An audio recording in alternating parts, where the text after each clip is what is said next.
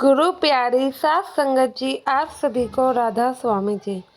सात संगत जी, हमारे कर्मों में क्या लिखा है वो तो हमारे प्यारे प्यारे बाबा जी ही जानते हैं। अगर इतना पता है हमें कि अगर हमारे पास कोई परेशानी भी आ जाए ना, वो भी बिना किसी कारण तो नहीं आएगी, क्योंकि जो हमारे सद्गुरु हैं वह हमारी हर परेशानी, हर विपदा को, बड़ी से बड़ी विपदा को बहुत ही छोटा कंकड़ के बराबर कर देते हैं।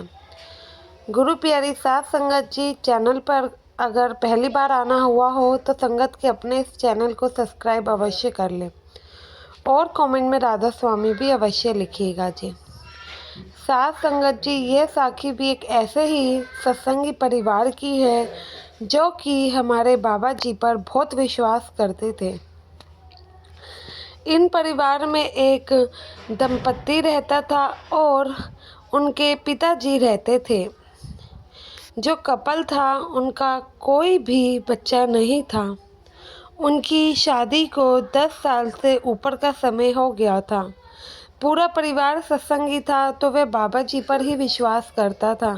पिताजी अपने बहू बेटे को हमेशा कहते, कोई बात नहीं, जो मिलना है भाग्य से मिलना है, उनकी सद्गुरु की मर्जी के अलावा कभी कुछ नहीं मिल सकता। क्या पता सद्गुरु इसी में राजी होंगे, तो तुम लोग ज़्यादा परेशान ना हुआ करो। वह पिताजी अपने बहू बेटा को ऐसे ही समझाते थे। पूरा परिवार हर समय सेवा पर भी जाया करता था और भजन सिमरन भी करता था। 10 साल के बाद उस घर में एक प्यारी सी नन्ही सी बेटी ने जन्म लिया। नन्ही सी बेटी का जब जन्म हुआ तो पूरा परिवार बहुत ही ज़्यादा खुश था और मानो बाबा जी का शुक्राना करते हुए थक नहीं रहा था। इतना बाबा जी का वह लोग शुक्राना कर रहे थे, शायद किसी ने भी आज तक ना किया हो। ऐसे ही समय बीतता गया। अब वह गुड़िया 1 साल की हो गई। जब 1 साल की हुई तो घर में सत्संग का प्रोग्राम रखवाया गया। सत्संगी बहन भाई को बुलाया गया, क्योंकि सत्संगियों के लिए तो हर दिन जो कि खास होता है वो इसी तरीके से मनाए, इससे ज़्यादा और उनको क्या ही चाहिए। ऐसे ही वह गुड़िया एक दिन गली में खेल रही थी तो एक अचानक से साधु बाबा आते हैं।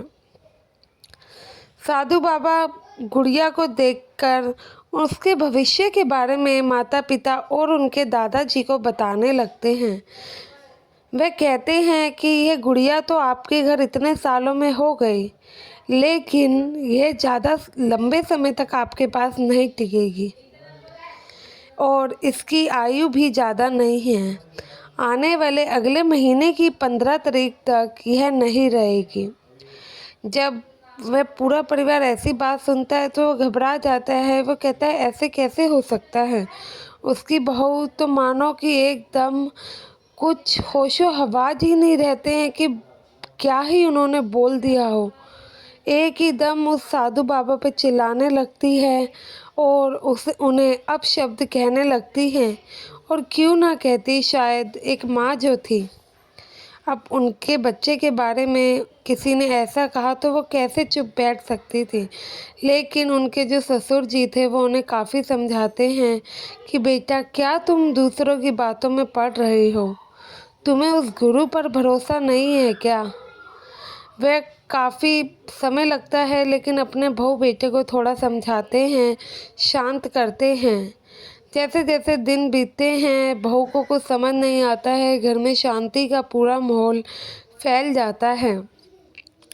घर का माहौल ख़राब होता देख तो वो कहते हैं उनके पिताजी, चलो बेटा डेरे चलते हैं, थोड़ा समय वहाँ बिता आते हैं, शायद तुम लोगों का मन बदल जाए तो तुम्हें भी अच्छा लगे।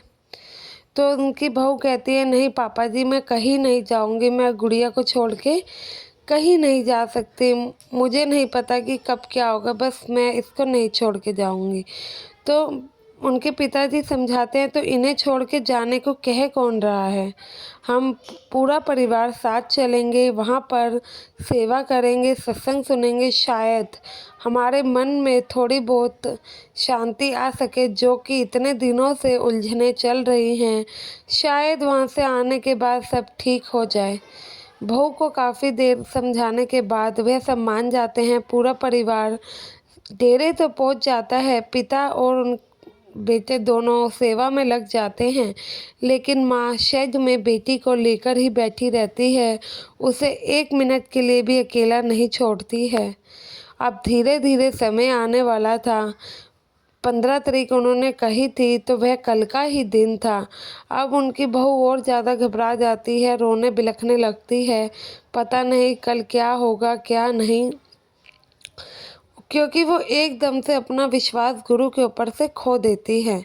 तो उनके ससुर जी उन्हें समझाते हैं काफ़ी, बेटा तुम्हें अपने गुरु पर विश्वास नहीं, जो तुम किसी की बातों में आकर ये सब कर रही हो।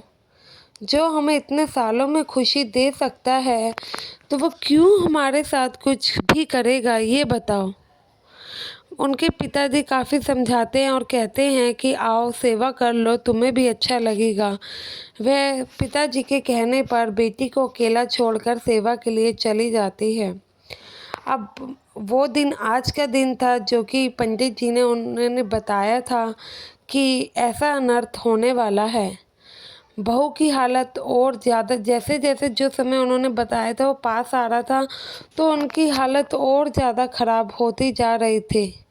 मानो कि कुछ हुआ ही ना हो, और वो ऐसे व्यतीत कर रही थी जैसे वो चीज़ हो चुकी है। बिल्कुल उसी सिचुएशन में वह लेडीज़ आ चुकी थी। तो काफ़ी उनके हस्बैंड भी उन्हें समझाते हैं, तुम ऐसे बैठी रहोगी, सोचती रहोगी, तो तुम्हारा दिमाग वहीं लगेगा। आओ चलो सेवा कर लो, कुछ नहीं होगा। उनके पिताजी और जो हस्बैंड थे वो ज़बरदस्ती उन्हें सेवा पर लेकर जाते हैं। फिर सेवा करते करते कब वो समय बीत जाता है, जो समय साधु ने बताया था, पता ही नहीं चलता है। और गुड़िया बिल्कुल ठीक ठाक होती है। शाम को जब देखते हैं कि उनकी बहू देखती है, जो समय उसने बताया था वह निकल गया है और बाबू तो बिल्कुल ठीक है, तो वह रोने लगती है काफ़ी, और काफ़ी बाबा जी का शुक्राना करती है। फिर उनके पिताजी समझाते हैं, बेटा क्या फ़ायदा, तुम्हें किसी ने बताया, और वहाँ बाकी सेवादारों को भी उस घटना के बारे में वो लोग बताते हैं, तो वो यही कहते हैं क्या फ़ायदा तुम्हें सत्संग आने का, सत्संगी होने का, सेवा करने का। कोई कुछ भी कहेगा, तुम अपना गुरु पर से विश्वास खो दोगे क्या। उन्होंने ऐसा कहा, तुमने तो पूरा विश्वास ही खो दिया। अगर ठीक है कुछ ना भी हो, तुमने ये ही नहीं सोचा कि वो तो जानी जान है, जो करेंगे उन्हें पता है हमसे बेहतर क्या सही है। क्या पता उसी में भलाई हो, या हम जानते हैं। वह सारे सेवादार भाई बहन उनको समझाने लगते हैं कि यह कोई बात नहीं होती है, ऐसे सत्संगी का कोई फ़ायदा नहीं। जो छोटी सी विपत्ति आने पर, ठीक है बात काफ़ी बड़ी थी, लेकिन क्या हो जाता अगर तुम टेंशन छोड़कर सिर्फ और सिर्फ उस मालिक का भजन सिमरन ही करती रहती। बाबा जी अपने आप सब ठीक कर देते, अपने आप सूली की सूल बना देते, लेकिन तुम बस भारी चक्रों में पड़ गई और उनकी बातों में आकर टेंशन लेती रही, अपनी ही तबीयत खराब करती रही, गुरु पर से भरोसा ही खो बैठे। अगर कोई भी परेशानी आए, वो जितनी भी बड़ी हो, अगर गुरु यह सब हमारा नहीं है, उनका ही दिया हुआ है। वो जब चाहे दे सकता है, जब चाहे छीन सकता है, हम कुछ नहीं कर सकते हैं इसमें। जिसकी जितनी सांसें हैं उतनी ही रहेंगी, हमारे हाथ में ये सब नहीं है। अगर हमारे हाथ में हो तो दुनिया से तो कोई जाए ही ना। फिर कौन सा रिश्ता है जो हमें प्यारा नहीं होता है। माँ बाप प्यारे नहीं लगते हैं, बहन भाई प्यारे नहीं लगते हैं, बच्चे प्यारे नहीं लगते हैं, या फिर हस्बैंड प्यारे नहीं लगते हैं। ऐसे तो हम किसी को दुनिया से कभी जाने ही नहीं देंगे। तो सारे सेवादार उस बीवी को समझाते हैं और वह बीवी भी अपनी गलती को रियलाइज़ करती हैं। ऐसे ही साथ संगत जी, हम भी उन्हीं की तरह हैं। थोड़ी सी विपत्ति आते ही बस अपना सारा ध्यान उसकी तरफ लगा लेते हैं, गुरु से शिकायतें करते हैं, जो कि अच्छा नहीं है।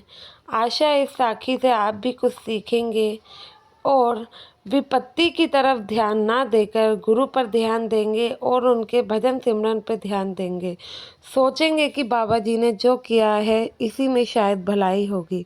वीडियो अच्छी लगी है तो लाइक शेयर करना ना भूलें और कमेंट में राधा स्वामी ज़रूर लिखेंगे। गुरु प्यारी साथ संगत जी, आप सभी को हमारी तरफ से प्यार भरी राधा स्वामी जी।